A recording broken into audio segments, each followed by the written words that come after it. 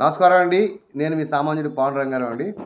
ఈరోజు చెప్పదలుచుకున్న విషయం ఏంటంటే, పవన్ కళ్యాణ్ గారు మొన్న ఒక అద్భుతమైన మెసేజ్ ఇచ్చారండి. అది నవ్వుకోవాలో ఏంటో అర్థం కాకుండా ఇచ్చారు.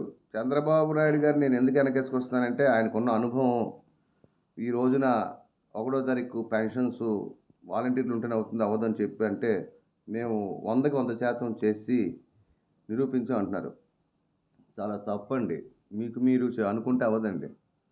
80% కూడా అవ్వలేదండి. చాలామందికి రాలేదు. వస్తే నేను చూపిస్తానండి.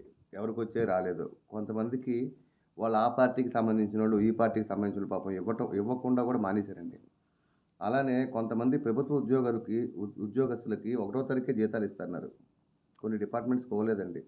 అది వాళ్ళ కర్మ. ఎందుకంటే ఎన్నుకున్నారు కాబట్టి. ఎప్పుడైనా మాట మీద నిలబడి, ఆ మాటని ఆచరించే మనస్తత్వం అనేది అంటే మీకెలా చంద్రబాబు నాయుడు గారి మీద నమ్మకం ఉందో మాకు కూడా అలానే నమ్మకం ఉంది ఆయన చేయరని. అది మీకు తెలుసు. అది మాట మాట్లాడితే అంతకుముందు జగన్మోహన్ రెడ్డి గారికి అనుభవం లేదు ముఖ్యమంత్రిగా.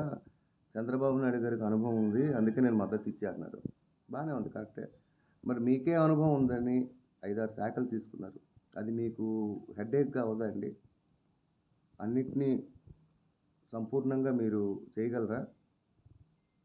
ఏ వ్యక్తి కూడా అతను పరిపాలించడండి. చుట్టుపక్కల ఉన్న క్వార్టర్ ఐఏఎస్ వీళ్ళు సలహాలిచ్చి, వాళ్ళ డైరెక్షన్‌లో మీరు వాళ్ళని ఈ విధంగా చేయించి, నడిపించే మార్గం అంతే. ఎవరికీ సబ్జెక్ట్ మీద గ్రిప్ ఉండదండి. పేరుకే మంత్రులు.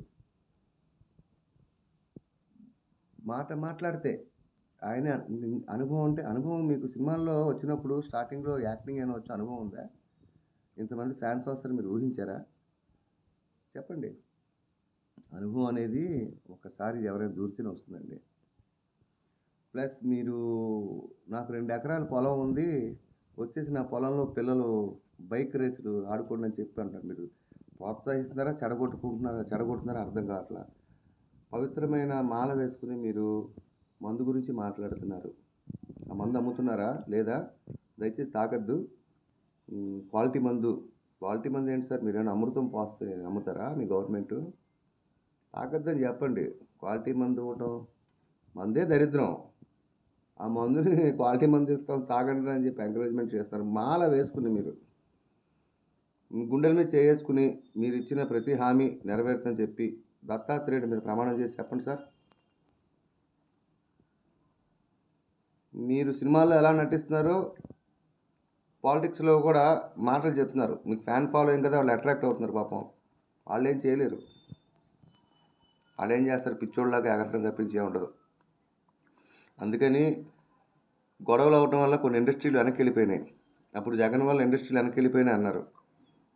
నెల కూడా అవ్వాల, నెల దాటింది. నాకు తెలిసి 2 ఇండస్ట్రీలు వెనక్కి వెళ్ళిపోయినాయి. మీకు తెలుసు. మరి అది ఎందుకండి అంత నిజాయితీగా మాట్లాడే మీరు మరి ఇవి ఎందుకు చెప్పరు పబ్లిక్కి? నాశనం చేశారన్నారు. మరి ఇప్పుడు మీరు చేసేది ఏంటండి? హామీలు నెరవేరవని మీకు తెలుసు. ఎన్ని హామీలు ఇచ్చారు సూపర్ 6 అని, ఎన్ని నెరవేర్చారు ఏంటి అనేది మీకు తెలుసు. ఏదో టైం తీసుకోండి 6 నెలలు. నేనైతే మంచిగా పరిపాలించి సుస్థిర స్థానం మీరు సంపాదించాలని మనస్ఫూర్తిగా కోరుకుంటున్నాను.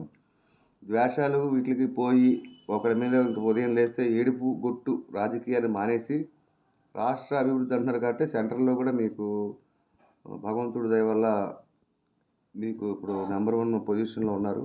భగవంతుడి వల్ల సెంట్రల్ గవర్నమెంట్తో కూడా లింకులు ఉన్నాయి కాబట్టి రాష్ట్రానికి ఏం సమకూరుస్తే అభివృద్ధి జరుగుతుందో వాటి మీద దృష్టి పెట్టాలి. పనికిమాలిన విషయాలు మానేమని చెప్పి ఒక కామన్ మ్యాన్గా, ఒక సామాన్యుడిగా నేను మీకు సలహా ఇస్తున్నానండి. నమస్కారం అండి. మీ సామాన్యుడు పాండ్ర.